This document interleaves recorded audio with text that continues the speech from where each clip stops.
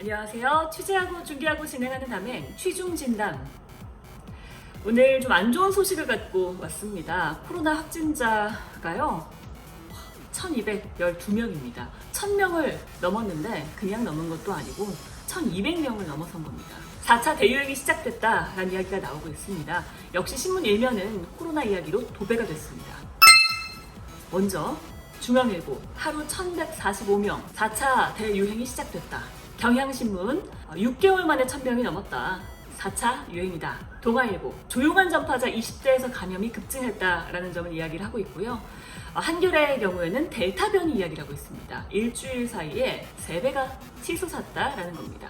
조선일보는 하루 1100명 4차 대유행에 둑이 터졌다라고 하고 있고요. 매일경제는 4차 대유행 시작됐다. 역시 똑같은 이야기를 하고 있습니다. 3차 대유행의 정점이었을 때가 지난해 12월 25일이거든요. 그때 확진자 수가 1240명이었습니다. 오늘 1212명. 내일 얼마나 더 많아질지 모르겠습니다. 제 주변에서도 코로나 검사하러 간 친구들이 많거든요. 좀 걱정이 됩니다. 원래 내일부터는 수도권 거리두기도 조금 완화되지 않을까라는 시점이었는데 그럴 순 없겠죠. 왜 이렇게 확진자가 갑자기 늘어난 걸까요? 일단 첫 번째, 느슨해진 방역을 꼽는 분들이 많습니다. 아직 백신 접종률이 그렇게 높지 않은데 방역을 좀 완화한 게 문제였다라고 분석하는 전문가들이 좀 있고요. 그리고 방역의 긴장감이 좀 풀렸다라는 거예요. 우리 모두 가슴에 손을 얹고 잘 생각을 해보면 처음에 코로나가 창궐했을 때보다는 지금 많은 것들이 일상이 됐죠. 물론 마스크 쓰기, 손 씻기 이런 것도 일상이 됐지만 코로나 자체가 일상이 되다 보니까 조금 내 삶에서 느슨해진 부분도 생겼을 겁니다.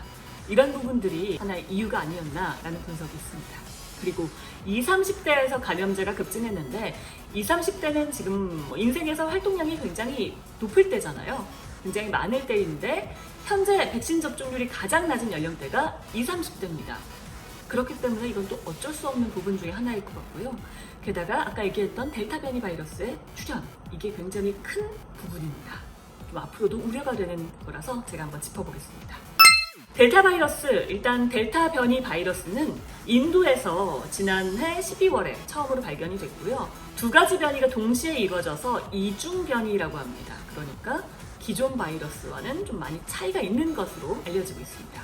우리나라의 경우에는 방역대책본부가요, 무작위로 확진자 한 649명의 유전자를 채취해서 검사를 한 결과 변이 바이러스의 검출률이 50% 정도였다고 합니다. 그러니까 2명 가운데 1명은 변이 바이러스라는 겁니다. 델타라는 게 아니고요. 알파, 베타, 감마, 델타. 네, 이렇게 이 4가지 바이러스 가운데 1개를 갖고 있다는 거죠. 자, 미국 감염자의 지금 절반이 델타 변이 바이러스라고 해요. 우리나라 당국에서 예측을 한 부분이 있는데요. 미국과 유럽에서 8월 말이면 신규 확진자 가운데 델타 변이 바이러스 점유율이 90%를 넘을 것이다 라고 했습니다. 이게 왜 문제냐? 일단 연령에 상관없이 굉장히 감염이 많이 이루어지는 게 델타 변이 바이러스고요. 증상이 좀 다릅니다.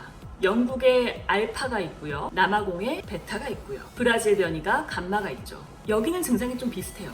인후통, 후각, 미각 이런 거에 영향을 좀 미쳤다면 이번 인도에서 발생한 변이 바이러스인 델타 변이는요. 두통과 콧물, 그리고 후각, 미각보다는 시각과 청각에 영향을 더 미친다고 하더라고요. 좀 다르죠?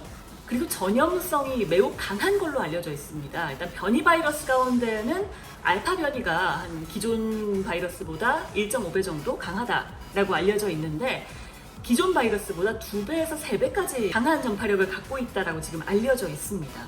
스치기만 해도 감염된다는 얘기가 나올 정도인데 한 14초 정도 감염자와 마주쳤는데 옮았다라는 사람이 생긴 거예요. 그런데 사실 이건 그 두 사람이 마스크를 쓰고 있었는지 이야기를 나눴는지 이야기를 나누지 않았다면 비말이 어딘가에 묻어서 접촉에 의해서 전해졌을 가능성이 있는지 이런 상황들을 저희가 잘 모르기 때문에 정말 스치기만 해도 감염되네 라고 할 정도는 아니지만 그래도 전염성은 매우 강하다라는 정도는 알고 계셨으면 좋겠습니다. 심지어 화이자 백신의 예방률이요, 델타 변이 확산 전에는 94%였는데 이게 64%로 떨어졌다고 합니다. 자, 델타 변이종을요, 우려종으로 지정을 한 곳들이 있습니다. WHO의 경우에는 우려 변이로, 그리고 CDC의 경우에는 매우 우려종으로 했다고 하는데요. 그만큼 걱정되는 변이 바이러스인 거죠. 변이가요, 여기서 멈출이라는 법이 없습니다. 지금 벌써 이제 4가지 변이가 뚜렷하게 나오고 있는데 5개가 될 수 있고요. 6개가 될 수 있고요. 더 강한 변이가 나올 수도 있는 겁니다. 그러지 않기 위해서는 신규 감염자를 줄이는 수밖에 없겠죠. 그러려면 우리는 방역 수칙을 철저하게 잘 지켜야겠습니다. 나는 내가 보호해야죠. 나부터 방역 수칙 잘 지켜서요. 우리 취중진단 보신 여러분만큼은 코로나로부터 안전하시길 바라겠습니다. 지금까지 취중진담이었습니다.